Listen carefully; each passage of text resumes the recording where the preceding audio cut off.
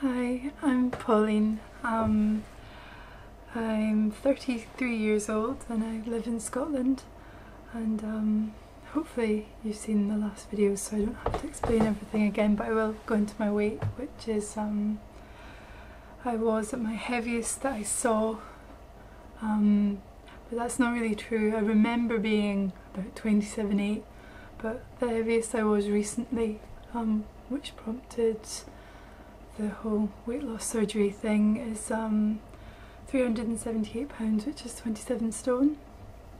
I felt every pound of it. I had back pain occasionally, knee pain especially. My knees clicked every single step I took, especially my left, which at times would swell into kind of like bubble knee. My ankles also swole, and I can now report that all swelling, all clicking has stopped, which I'm super thrilled about. My weight loss is about 42 pounds or 3 stone in total since my pre-op diet. I was 356 pounds on surgery day, and I'm now 336 pounds, which is pretty amazing. And I mean, very soon I'll be in uncharted territory. I'll be a weight that I haven't been for like 10 years, so pretty cool. I'm very excited about it, and it's amazing in a way to like say goodbye to these weights and know that you'll never be, like, I will never see 27 again. I'll never see 26, 25, and soon hopefully I'll never see 24, so that's pretty exciting. In terms of the recovery from surgery, everything's healed up really beautifully. All my little sticky things fell off, and I've only got like a few little scars. They're a bit pink now, but I know from having gallbladder surgery that afterwards I really could only find one scar, and that was a particularly bad one because he'd had to tug my gallbladder out it, and the doctor had said that my gallbladder was especially swollen, so I think he tugged quite hard. But all the other little ones had disappeared and I couldn't find them again, so I'm pretty much expecting the same thing. Let me think what else. Yeah, the tiredness thing has been quite difficult because I guess I read about it, but I just hadn't expected how exhausted I would feel. You know, like I don't think I've ever felt quite so tired except when I've been so ill that I haven't been able to do anything. You know, I had meningitis when I was 11, and I remember how exhausting that was, and I mean, it's almost on a par with that. I'm having to go up the stairs on my hands and knees, or it takes me about 2 minutes to climb the stairs to the bathroom, so luckily I'm not drinking very much, so I'm not going very much, but it's really tiring to begin with. I think it's exacerbated by the fact that, I guess I could say naivety, but I imagine it's much more hubris, the fact that I was reading people's experiences about afterwards not being able to get all their protein and not being able to get all the water, and before I was just thinking, you know, that's all you have to do, you just have to do those things, why on earth are you not doing them? But I've been somewhat humbled because I can't do the protein shakes the way that I could before surgery. They kind of sit there, and then, don't want to give too much information, but they go straight through me, and it seems just really pointless to put myself through forcing that down and then like dealing with the aftermath. I'm pretty sure afterwards I probably lose a lot of the water that I've drank before the protein shake as well, so I don't want to lose any water. because I'm not getting enough still. I'm trying, every day I try, but I get a kind of watery tummy sensation and I just can't drink anymore, and then I have to wait. And the problem is Dr. Acevez's recommendations are you don't drink 45 minutes before or 45 minutes after eating, and I can only eat such small amounts, so I'm eating about 7 times a day.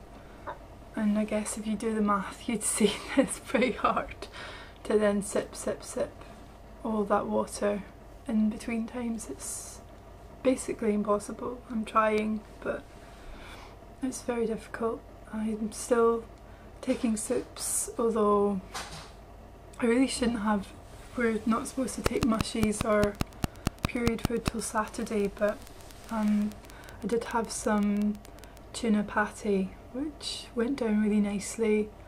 I really chewed, but it had been pretty much blended anyway, and I know Bree's been having like cheese triangles and things, so we just felt ready. And because I wasn't getting any protein, I was just having essentially Heinz tomato soup I was living on, so I felt like I really did have to do something about the protein.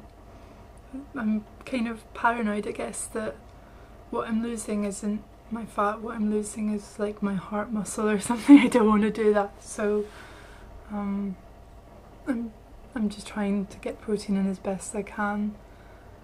So I've had to have tomato soup this morning, but I'll probably have some more tuna pate and maybe try some hummus or something.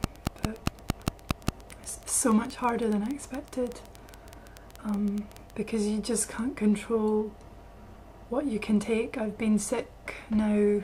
I was sick twice yesterday. I've been sick a few times before that. Even being sick feels different. It's really slimy, and I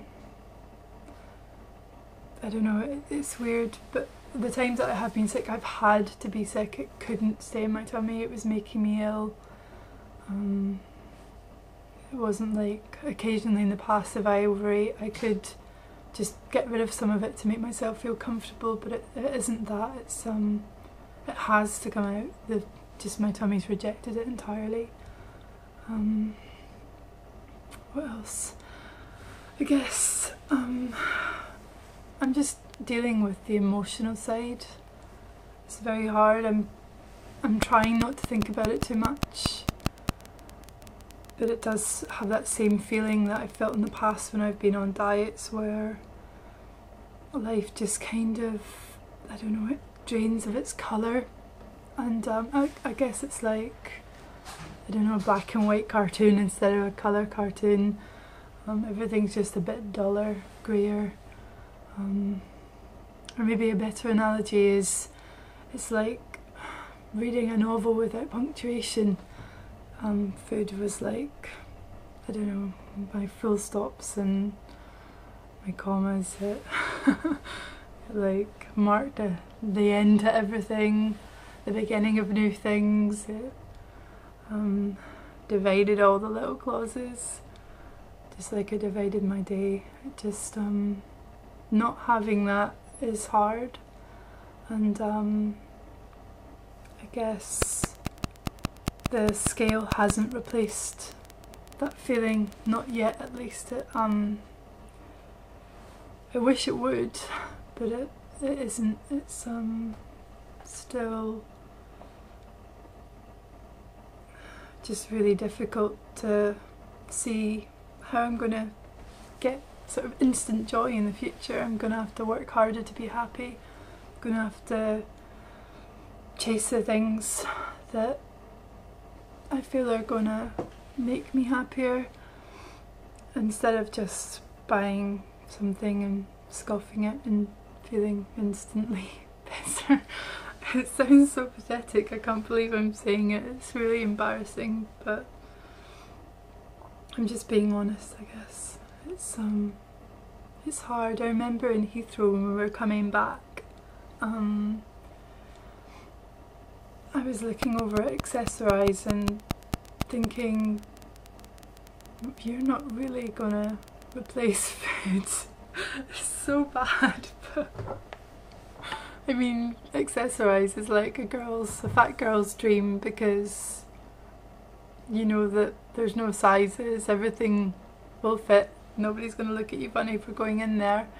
So it's like one of those high street stores you can feel welcome in. But I just couldn't see how a handbag or pretty necklace or whatever would replace what food has done for me. It's like I need to find some sort of whole new coping strategy, and I don't drink, so it can't be booze. I don't do drugs, so it can't be drugs. I mean, I guess some people make it exercise, but if I'm honest, I really cannot see that happening for me. I wish, it'd be great, but then it would have been better if that had come along before, and then I could have just done that to begin with. But anyway, I'll let you know when I find something. Maybe it'll help you too. I'm just going to keep going and see what happens. Anyway, 20 pounds lost in 2 weeks is pretty damn good. I've never lost this much before in my entire life in 2 weeks, so pretty awesome. 3 stones down, many to go, but I guess it should make me happy. I am happy, but it's just not colourful anymore. Anyway, I'll go and let you get back to your life. Okay, take care. Bye.